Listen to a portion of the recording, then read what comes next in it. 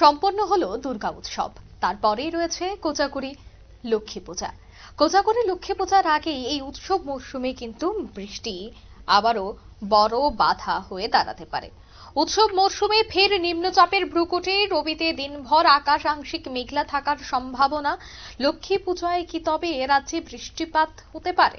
বিস্তারিত জানবো। টেলিফোন লাইনে যুক্ত হয়ে গেছে প্রতিনিধি শতাব্দী দেবনাথ। শতাব্দী, ঠিক কি আপডেট পাচ্ছ?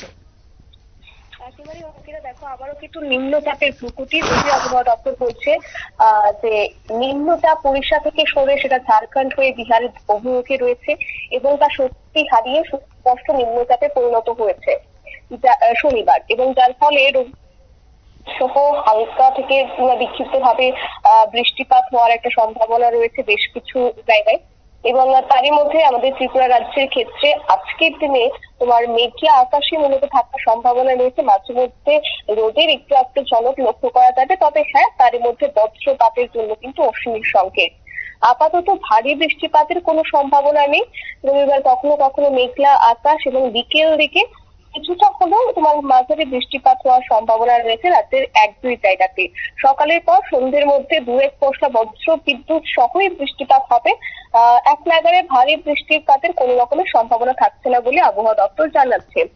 অন্যদিকে আগামীকালে রয়েছে কোজাগরী লক্ষ্মী পুজো, এবং সেই লক্ষ্মী পুজোর কি বৃষ্টি বাধা হয়ে দাঁড়াবে? কেননা আজকের দিনে লক্ষ্মী পুজোর বাজার এক প্রকার জমজমাট। সেই জায়গায় যদি বৃষ্টি আসে, সেখানে ক্রেতা থেকে শুরু করে বিক্রেতারা তারা একটা হতাশায় ভুগবে, যেহেতু আগামীকালই লক্ষ্মী পুজো।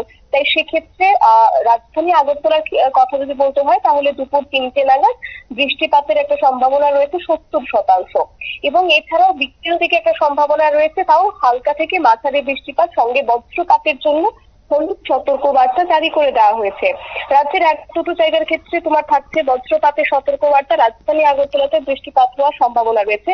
এছাড়াও তাপমাত্রার কথা যদি বলতে হয়, সর্বোচ্চ তাপমাত্রা 33.9 ডিগ্রি সেলসিয়াস থাকবে, যা স্বাভাবিকের থেকে 1.0 ডিগ্রি সেলসিয়াস বৃদ্ধি পেয়েছে।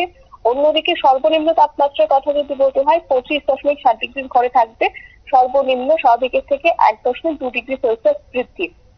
এছাড়াও আগামী 24 ঘন্টার ক্ষেত্রে মূলত সকাল থেকে মেঘলা আকাশ থাকার সম্ভাবনা রয়েছে, পাশাপাশি হালকা থেকে মাঝারি বৃষ্টিপাত হবে এমনই ইঙ্গিত, এবং সঙ্গে থাকবে 32.0 ডিগ্রি সেলসিয়াস তাপমাত্রা সর্বোচ্চ, আর সর্বনিম্ন 26.0 ডিগ্রি সেলসিয়াস থাকার কথা রয়েছে। আর আর্দ্রতার জন্য রীতিমতো ভোগাবে। তোমার এই মুহূর্তে দাঁড়িয়ে 100% থাকবে সর্বোচ্চ আর্দ্রতার পরিমাণ, আর সর্বনিম্ন আর্দ্রতার পরিমাণ থাকার কথা রয়েছে 63%। যদি এই মুহূর্তে তোমার নিম্নচাপটা হচ্ছে, বিশেষ করে আবহাওয়া দপ্তর বলছে যে লা নিনার কারণে এবছর অতিরিক্ত বৃষ্টিপাত হচ্ছে ভারতে, আর যা কিনা জলবায়ু চক্রে এল নিনোর বিপরীত দিকে, সেটা প্রাকৃতিক অবস্থাতে লা নিনা, আর এর জেরে প্রশান্ত মহাসাগরে সমুদ্র পৃষ্ঠের উপর তাপমাত্রা কয়েক ডিগ্রি কমে যাচ্ছে, এবং যার কারণে দক্ষিণ আমেরিকার দিক থেকে সেটা এশিয়ার দিকে প্রবল হাওয়া প্রবাহিত হচ্ছে। আর প্রশান্ত মহাসাগর অঞ্চলের জলবায়ুর এই পরিবর্তনের জেরে তোমার ভারত মহাসাগরের উপর দিয়ে তাপমাত্রাটা অনেকটাই বৃদ্ধি পেয়েছে, যার কারণে ভারতে রীতিমতো তোমার ঘন ঘন নিম্নচাপ তৈরি হচ্ছে। আর এই প্রভাবটি বেশ কিছু রাজ্যের ক্ষেত্রে প্রভাব পড়েছে, এবং আমাদের রাজ্যে আজকের দিনে টানা বৃষ্টিপাত না থাকলেও হালকা থেকে মাঝারি বৃষ্টিপাতের কিন্তু ইঙ্গিত অবশ্যই দিচ্ছে আবহাওয়া দপ্তর। অঙ্কিতা, একদমই ধন্যবাদ। অর্থাৎ বৃষ্টির ইঙ্গিত কিন্তু থাকছে, রাজ্য জুড়ে বৃষ্টি হতে পারে, তবে কতটুকু বৃষ্টি হবে সে বিষয়টা কিন্তু এখনই সুস্পষ্টভাবে বলা সম্ভব নয়। আগামী বুলেটিনের জন্য অপেক্ষা করতে হবে। নিয়ে নিচ্ছি ছোট্ট একটি বিজ্ঞাপন বিরতি, সঙ্গে থাকুন।